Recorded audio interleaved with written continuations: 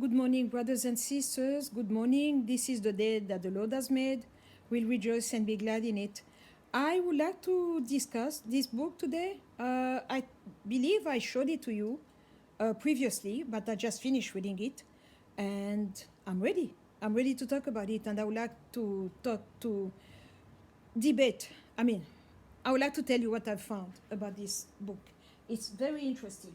I was born and raised a Catholic for the first 27 years of my life. I was a member of a traditional Roman Catholic church, and everything I knew about God, about redemption and salvation and all that came from that church. And then I told you, at the age of 27, I opened my eyes. I just woke up from a deep, deep, deep slumbering sleep and spirit also. I woke up and I saw the truth. I left that church and I've never looked back. And the reason I'm doing this video is because I do not pray to Mary anymore. I did a long time ago, and I repented about that because I was in a boarding school, a Catholic boarding school, 3 of them actually, and one of them was really like a Marist, meaning the brother of Mary. It's a religious order, meaning a branch in the Catholic Church, and so a big part of our devotional life was dedicated to her. I had to repent, I had to recant, I had to denounce and renounce all those prayers, because I don't know if you're aware of this, but when there is a Marial grotto, you don't walk to her like that. No, from way back, you fall on your knees, and you start coming on your knees. And I think you've seen many Catholics do that. I did it, and I repented about it, and now I know better. So the purpose of this video is not to, I'm not preaching that we need to pray to Mary. No. The real Mary, the biological Mary, the historical Mary, the one who carried the baby in her belly, I have respect and love and affection as a fellow sister who, she was a special woman. She was blessed. She was blessed and highly favored of God, and that's why she was chosen to carry the baby. And so I love her, and that's where it stops. I do not pray to her, I do not talk to her, I do not fast for her or send to her any prayers or what have you. So this book gave me a lot to think about. I had to go back to what the Catholic taught me growing up, and what the book said, and what I learned from the Holy Spirit. So we have at least 12 to 15 Black Madonnas on the continent of Europe, Some in France, in Italy, of course, and in Eastern Europe.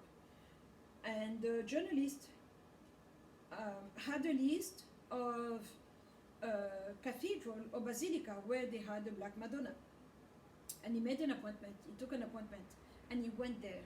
And when you get there, in any Catholic church, as soon as you come in, you will see statues. And if the church is called Saint Joseph, you have the statue of Joseph. And then you have candles. You purchase one, you give an offering for one, and then you can lead it and go on your knees and pray to that statue and asking that saint to dispatch your prayers to Jesus Christ. That's how it works. So each time that you will go in a basilica, you will see the pink statues that are European, Eurocentric, you will see them. But you will ask to the priest, is it true that you have a Black Madonna? And they will say, yes, we do. And they will give him an appointment. So not on Sunday when they have the general mass, but on another day, they will give him an appointment. And then when you come, the Black Madonna is not in the sanctuary with the other statue, but she's in the back.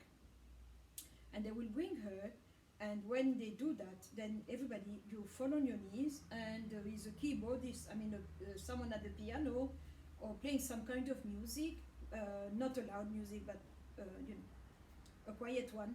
and the music will be played, and then the priest will come with the statue, uh, unveil, remove the veil, and then fall on his knees. And he did that 12 times, and 12 times that was the ritual, that's how it was done. And when he asked them, why do we do this? They told him that these recommendations came from the Vatican. And this Black Madonna is supposed to be in the back. She's not to be placed with the others in the front. So my conclusion is that we have the big group that sees the pink statues, and then we have a smaller group that knows about the Black Madonna because she's not available to all. You need to ask and to give a special offering to be able to see her. And he has plenty of pictures, and the explanations, wow, he received so many. The first one, he was told that there was a very bad tornado or storm that came in with dust, and the dust touched the face of the statue, and that's how she became so dark. And when he asked about the date, how old she was brought from Israel to Europe with the Crusades. So that was in the Middle Ages. Another time they told him that she came black like that from Israel, and the priest was told that the real Mary was a black woman, but they don't want to talk about it. The second time told him that she is black because it represents the fallen nature of mankind. We fail, and then the priest took upon himself to take a bronze colored paint and he painted the statue. So she was glittery. She was not a flat brown, but she had like a glitter to her. And he said that that glitter represents the redemption that we receive from Christ through the wonderful works of the finished work of the cross. Another time they told him that she came like that, but they don't want to talk about it. So after all, it doesn't matter. Why do you want to ask if she was really black or white, or it's the faith that matters. If it's just about the faith, then why were we lied? Why they didn't tell us the truth? Why was it they didn't mention that Mary was black? So if Mary had melanin, that means that the Son had melanin also, because the human part came through Mary and the divine part came through the Holy Spirit. That's how how things happened. And and the weird part is that you have, and I saw that in the news too, every so often we have designer houses like Prada, Gucci, Versace. They will make clothes. I'm talking about designer clothes, like bespoke clothes for the Black Madonna. You can research it on the internet, you are going to see. And that's why are you spending so much time and so much energy and creativity to dress up a statue? That makes you think, right? So that's what I wanted to share with you, because why the secrecy? Why not just come forward and say that, guys, the real Mary was a black woman, therefore the Redemptor is a black man? I would have done that, because if we call ourselves believers, if we call ourselves followers of the Holy One of Israel, we need to worship him in spirit and in truth. That's why I am becoming,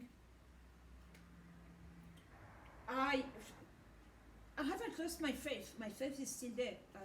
I pray, I fast, I tithe, but I have issues with the Christian established church as we are right now. We are not growing, we are not learning, we are not going forward because we are lying. We are repeating lies upon lies upon lies. And that makes us impotent, because the Holy Spirit is not there, because we cannot coerce the Holy Spirit, we cannot force him to come. So he will come when he sees that we have understood what is it that we must do. And I see that the big church is not understanding that. I am, because I see the difference. So now I'm bored by church. I'm bored by church because I'm not growing, I'm not thriving, I'm not going forward.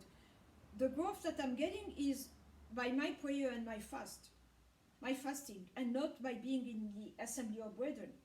because I don't consider myself like a work in progress.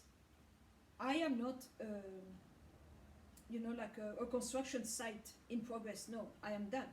Because he said it is finished, so I'm finished. I have the Holy Spirit in me, I have His breath in me, and He's breathing on me when I need it. He's healing me when I'm sick. He's providing for me when I need it. He's alive. He's the same God yesterday, today, and forevermore. So I don't believe in what the church has been teaching, and I'm having issues with that. And it's not comfortable where I am right now because it's very lonely. But then again, it's a very narrow way, a very narrow path to follow Him, and that's where I am. But that's what I wanted to share with you about the Black Madonna. I don't want to vent about my feelings about the church today, about the prosperity of grace, extreme grace, and prosperity. There is so much more. There's so much more things that are becoming really sick and dangerous, and I will tell you tomorrow about things that I saw. But that's what I wanted to share with you about this Black Madonna. I do not pray to her, but why the lies? Why bring in the spirit of white supremacy in the church? Because they have issues recognizing that she was a black woman, that the son was a black woman, a black man, and we owe it, salvation, that way truth and life came through a black man. And that's what they don't want to admit. But the problem is, if the white church doesn't recognize his wrongs and the evil done by their fathers, if the white church doesn't repent and apologize to the black church, because we have many churches, I'm having problems sitting with white people and praying with them. Because it's a fake relation, it's a phony relation. The basis of our relation is not based on truth and honesty and agape love. I don't hate white people. I've never hurt anyone. I've never done anything wrong to any white person. I'm talking about the fact that they are pushing everything under the rug, but by now it's like a camel's hump. We need to address it. And those are ideas that are going through my mind and my heart, and I know where is the Holy Spirit. I haven't lost my way. On the contrary. But the church, I'm very disappointed by the church. I'm very disappointed by the church as we are, because black pastors they know a lot, but they don't want to address it because they don't want to ruffle feathers, and they don't want to offend people, and the white church knows, but they don't want to be the one taking that process to repent, and it's a big responsibility because it's a spiritual one first and foremost, because the evil done was a spiritual evil, and then we saw Jim Crow and everything else, the lynching, the rapes and all that in the natural. So we cannot fix the natural without going in the spiritual realm, and the white church is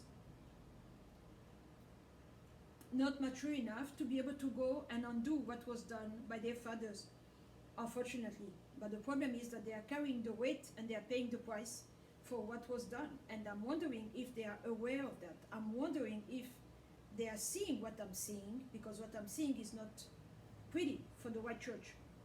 And as for the black church, this invasion and proliferation of Masonic pastors is another issue too. So, seek the Lord while He might be found. That's what I'm doing. I'm seeking Him by myself in my house with my book on my knees, with a clean heart and pure hands. And the Lord knows those that are His, and He is the judge of judges. He's going to render to each one of us according to our deeds. That's where I stand. So I'm in a very uncomfortable position right now, because I'm seeing evil things, and I'm seeing the reaction, the church, the political aspect of things, and the diseases and everything else that is rising up, coming from the pits of hell, coming from the children of Satan. I'm seeing these people that are not human. They look human, but they are motel for fallen angels, and they are here, and we are all here. And I keep my eyes on the prize. I keep my eyes on the cross. I was blind, now I can see. That's where I saw the light, and that's where I want to stand and be. And I praise the Lord. Thank you for very much for listening. And so that's what happened. There is such a thing as a Black Madonna, and she's black for many reasons, but not for the true reason that she was a black, a melanized woman, because then we need to change everything. We need to go back to the truth, and truth hurts, truth bothers, because we need to fix things, and we need to undo what was done and reposition things. I think that's what they are fearing the most. But you cannot hold the Spirit of God. He is a king. You cannot hold him back, and he's moving forward. Like we say in the world, the show must go on. The kingdom must go on for the glory and the advancement of the kingdom. We are going forward. With those who understand, we are moving. We are going, and I give him all the glory. Thank you very much for listening to me. God bless you.